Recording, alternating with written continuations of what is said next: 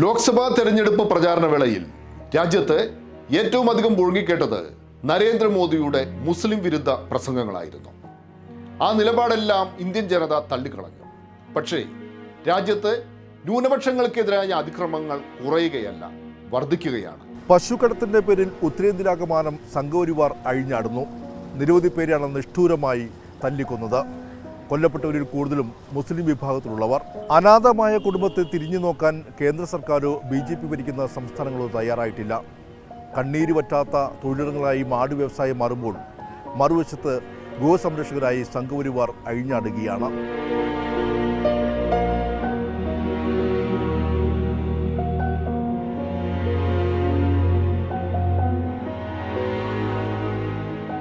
June 7-നാണ് ഛത്തീസ്ഗഡിലെ റായ്പുരയിൽ 3 മുസ്ലിം യുവാക്കളെ ഗോസംരക്ഷകർ തല്ലിക്കൊന്നത്. UP സ്വദേശികളായ യുവാക്കൾ എരുമകളുമായി ഒഡീഷയിലേക്ക് പോകും വഴിയായിരുന്നു ക്രൂരകൃത്യം. സഹാൻപൂർ സ്വദേശികളായ ചാന്ദ് മിയാങ് ഖാൻ, സദാം ഖുറേഷി, ഷാംലി സ്വദേശി തെക്സിംഗ് ഖുറേഷി എന്നിവരാണ് ക്രൂരമർദ്ദനമേറ്റ് മരിച്ചത്. യുവമോർച്ച നേതാവടക്കം പിടിയിലായിട്ടും വെറും 2 വർഷം തടവ് ശിക്ഷ ലഭിക്കാവുന്ന നിസ്സാര വകുപ്പുകൾ മാത്രം. അരുംകൊലയേക്കാൾ ഭയാനകമായിരുന്നു ഛത്തീസ്ഗഡിലെ BJP സർക്കാർ ഈ കുടുംബങ്ങളോട് കാണിച്ച നീതികേട്.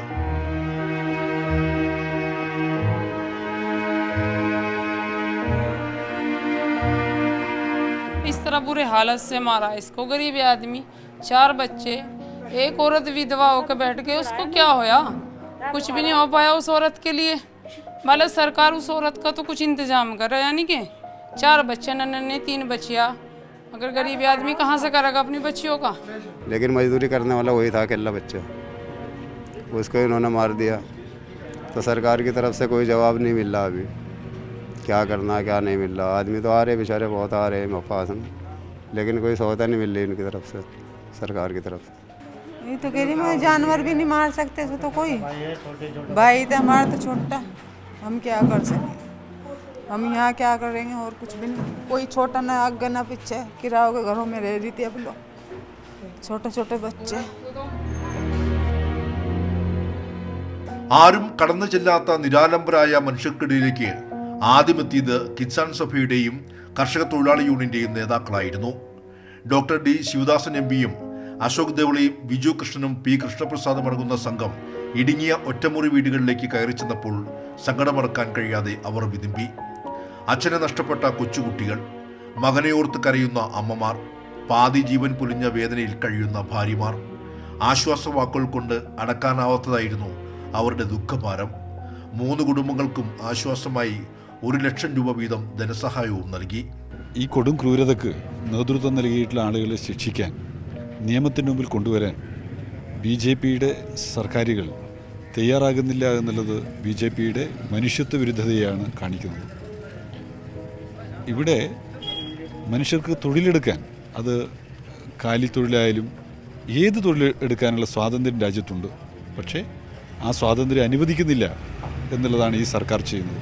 ഇവിടെ ഒത്തുകൂടിയിട്ടുള്ള ഈ വീട്ടിലേക്ക് നമ്മൾ കയറുമ്പോൾ കണ്ടിട്ടുള്ള പിഞ്ചു കുട്ടികൾ, അവരുടെയൊക്കെ കണ്ണുനീരിന് പകരം ചോദിക്കാതെ എങ്ങനെയാണ് ജനാധിപത്യ വിശ്വാസിക്ക് കടന്നു പോകാൻ കഴിയുക എന്നുള്ളതാണ് നമ്മുടെ മനസ്സിലുയർന്നു വരുന്ന ചോദ്യം.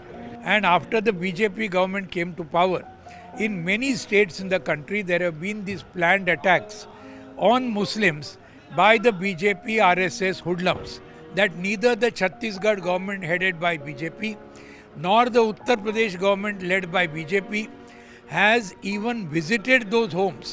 They have not given any compensation. They have not given any job to some other alternative family member. മാട് വ്യവസായം ഉപജീവനമായ ഇവർ തിരികെ വീട്ടിലെത്തുമോ എന്ന ഉറപ്പുപോലുമില്ലാതെയാണ് പോകുന്നത്. ഛത്തീസ്ഗഡിൽ കൊല്ലപ്പെട്ട തെഹ്സിന്റെ സഹോദരൻ വസീം അതേ സ്ഥലത്ത് വെച്ച് 3 മാസം മുമ്പ് ആക്രമിക്കപ്പെട്ടു. സംഘപരിവാർ പ്രവർത്തകരുടെ മർദ്ദനമുറകൾ ഇപ്പോഴും വസീമിന്റെ ശരീരത്തുണ്ട്.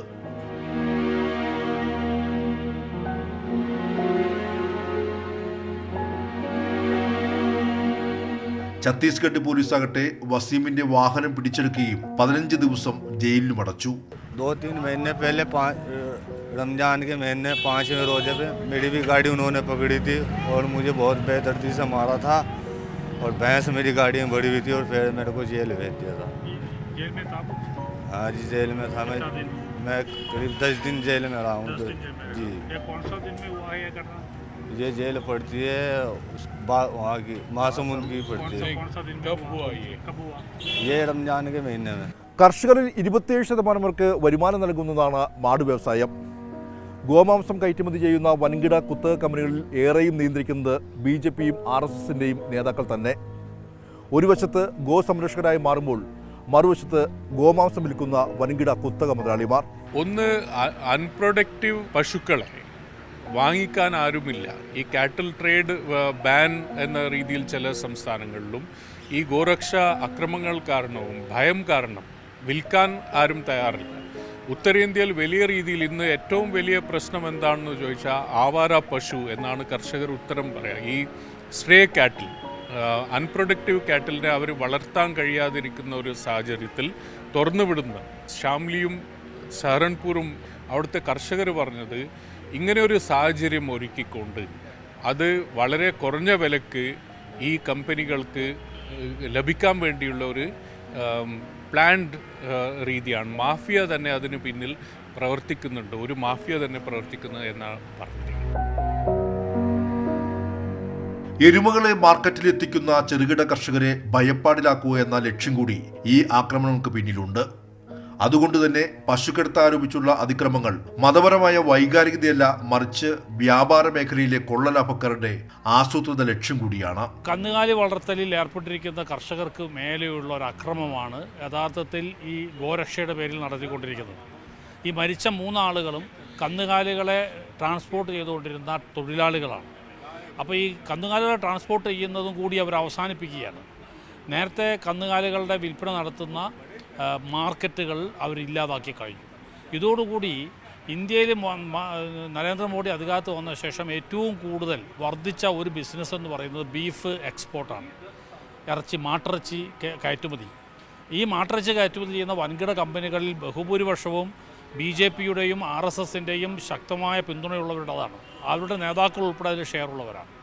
ഇപ്പം അവർ ഈ പറഞ്ഞ അക്രമം നടത്തുന്നതിലൂടെ സംഭവിക്കുന്നത് കർഷകർക്ക് അവരുടെ മൃഗങ്ങളെ വിൽക്കുമ്പോൾ വില കിട്ടുന്നില്ല. അപ്പോൾ കർഷകരുടെ വരുമാനം ഇല്ലാതാക്കുകയാണ് യഥാർത്ഥത്തിൽ ചെയ്യുന്നത്. മാട് വ്യവസായത്തെ സംരക്ഷിക്കാൻ കേന്ദ്ര സർക്കാർ നിയമം കൊണ്ടുവരണമെന്നാണ് കിസാൻ സഭ ആവശ്യപ്പെടുന്നത്. പാർലമെന്റിൽ ഈ വിഷയം ചർച്ചയാകണം.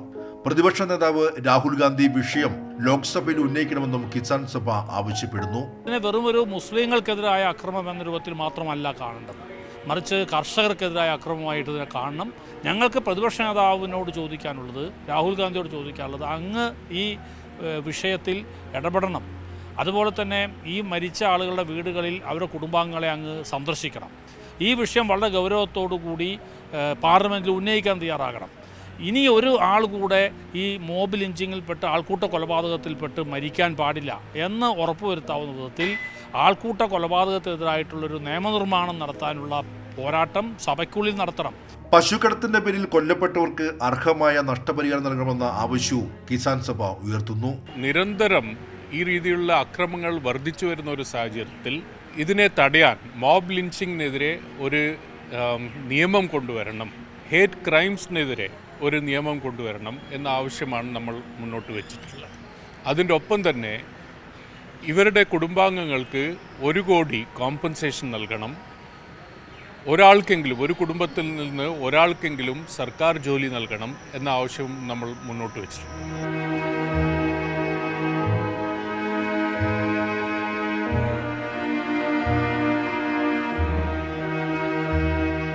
പശുക്കടത്തിൻ്റെ പേരിലുള്ള കൊലപാതകങ്ങൾക്കും വിദ്വേഷ പ്രശ്നങ്ങൾക്കുമെതിരെ രാജ്യവ്യാപക പ്രതിഷേധം ഉയരേണ്ടതുണ്ട്.